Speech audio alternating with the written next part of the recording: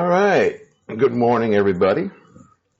So I wanted to post this video as soon as possible because you're probably getting to the point where you're thinking about pilots. You unlock pilots and you're like, wow, that looks really cool. I can get pilots. It's going to make me strong and win every game. That is wrong.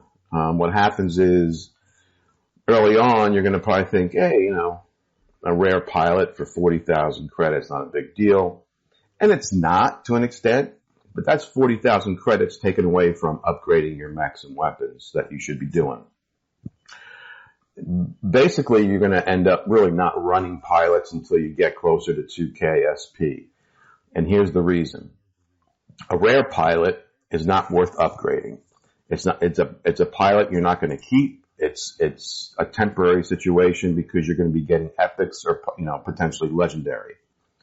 So they don't give you much benefit, and what's going to happen is if you use rare pilots at an early SP range, all you're going to do is increase your matchmaking power, and you're going to be playing games against players and bots that are stronger, and it's going to make your new game experience more difficult.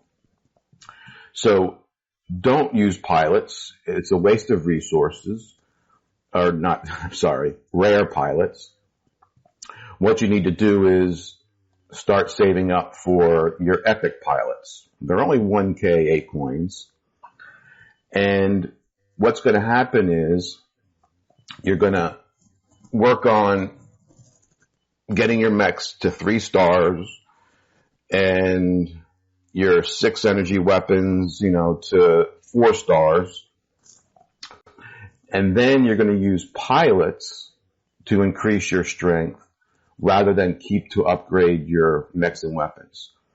This will help you build a balanced hangar. It's not going to ruin your matchmaking.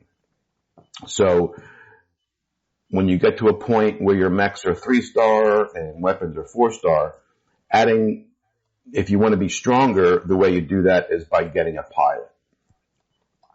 And the rare pilots have only like 2 implant slots, I think. Yeah. And the epics you get 3. And then the legendaries you get 4 slots for implants.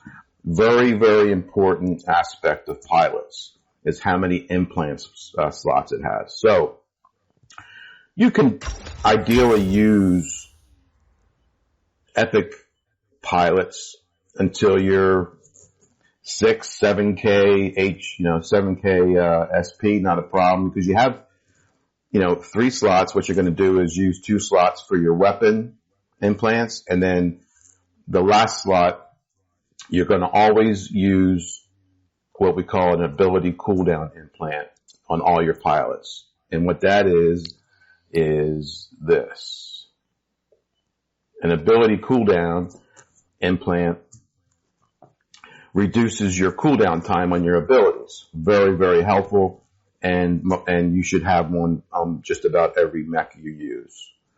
And then you just, depending on the weapon you're using, then you use the implant specific to that weapon.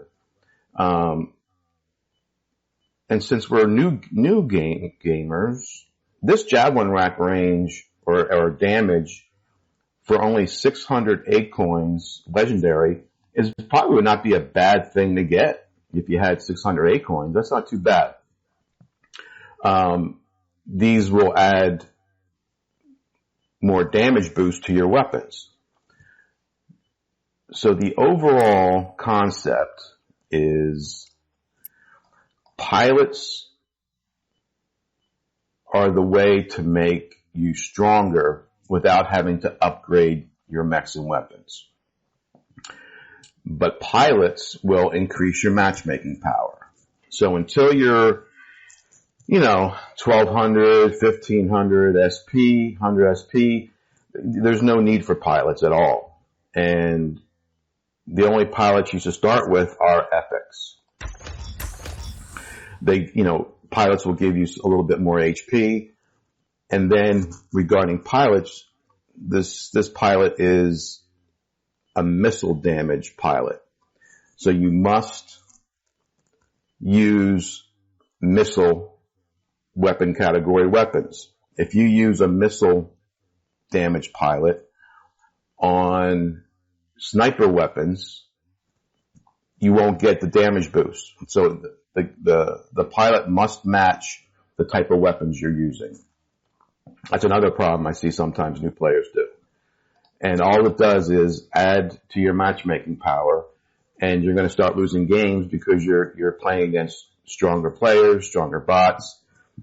So my suggestion is you just don't use any pilots at all until you're at least 1,500, maybe 2,000 SP, and your first pilot should be at least epic.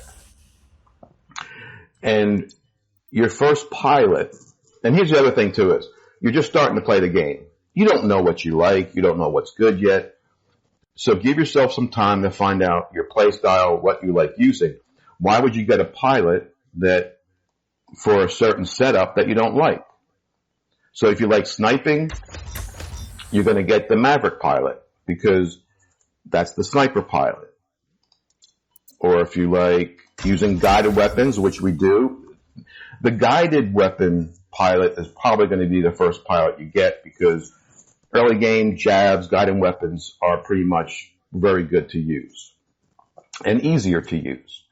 So as you get more skill, as you get more comfortable with the game, then your next pilot, I can tell you, is probably going to be, well, the missile damage pilot's good to get, but the next pilot you get will be G-Lock. G-Lock is your close damage pilot. So that's for weapons like ember guns, revokers, shotguns, all your close quarter. So you're probably going to get G-Lock and or maybe like a guided pilot.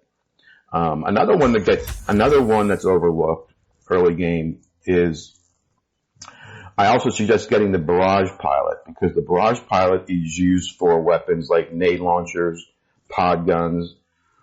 Nade launchers are available in Gear Hub for credits. They're very cheap, and the nade launchers, and I'll put a video up for you guys when I use them, are very, very strong, especially early game. They're a very good weapon. They're a very good weapon to use along with pod guns. So probably the barrage pilot, the guided pilot, and the close quarters pilots. Those are the first probably 3 pilots that I would suggest getting because those are pilots you're going to use for as long as you play the game. Legendary pilots, until you're like 4K, 5K, 6K, legendary pilots really aren't going to come into play. You don't have to have them. They're nice to have. If say you win one, sometimes there's a crate rush for credits. So if you can get one for free, definitely get it. They're great to get and start leveling them up. But so the only pilots are worth putting money into, not money, but resources into would be epics and legendaries. Just forget about the rares. As you play the game, you're going to realize some of the things I've said so far in this Noob series come true. You're going to understand more because you're going to say, wow, I just ranked up my weapons to rank to 4 stars, and now my matchmaking is so much harder. So you'll see what I'm trying to tell you, and I'm just trying to save you some resources and some aggravation early before you make some mistakes that a lot of new players make. So that's pretty much the general aspect of pilots and implants. Implants need to be, again, same thing with implants. The rare implants, so this rare implant, gives you a 2% damage boost to the slingshot dash. 2% of a very low number is nothing. It's a waste. It really doesn't do much. So what you need to do is start getting, you need to get the epics or legendary implants for weapons. And then you'll rank them up and they're worth investing in. But these, I haven't really looked at the implant. Like this Javelin Rack damage implant for 600 acorns, I would get that rather than getting the Epic for 200. It could save up another 400 to get the Legendary. So you'll have to go through this because sometimes, things don't make too much sense. So the Epics, are not bad to get, but I would just try to get them for free through the daily crates and your implant crates. But some of the stuff for 608 coins, these implants, probably is not too bad of a deal. Save up your acorns. All right, that's just my general view of the pilots and implants. Just be careful. Just don't go crazy. It's just like my Gear Hub video. People just rush to get things, and it's not going to help you. So just be patient. You don't need any pilots or implants, probably, until you get up to like 1500, 2K, SP. You first need to focus on your mechs and weapons, and then you're going to use pilots and implants to make yourself stronger. So you don't really want to upgrade your hangar in an imbalanced way. So leave your mechs 3 stars, get your weapons to 4 stars, and then the next step is to get your pilots and implants. All right, everybody, have a great day.